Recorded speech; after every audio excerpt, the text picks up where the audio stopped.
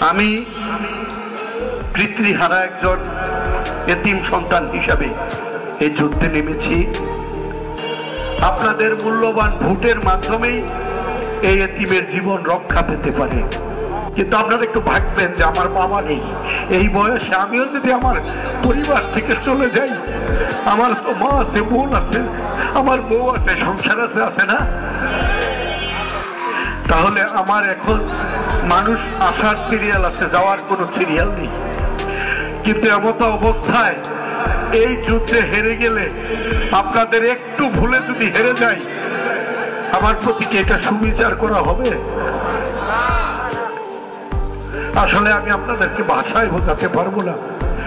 আমি শুধু সত্যের পক্ষে দাঁড়াতে পারবো, আমি শুধু এয়ারপোর্ট ইউনিয়নের জনগণের পাশে দাঁড়াতে পারবো, আমি শুধু খেটে খাওয়া মানুষের পাশে দাঁড়াতে পারবো।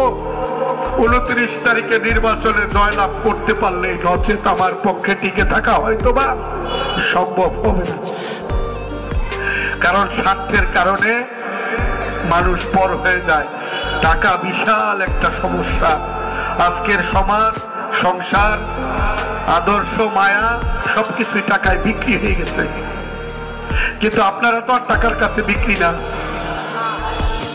তাইলে আপনাদের তো সঠিক সিদ্ধান্ত নিতে ভুল হবে। আসলে মানুষ চিরদিন বেঁচে থাকে না, হয়তো আমিও থাকবো না।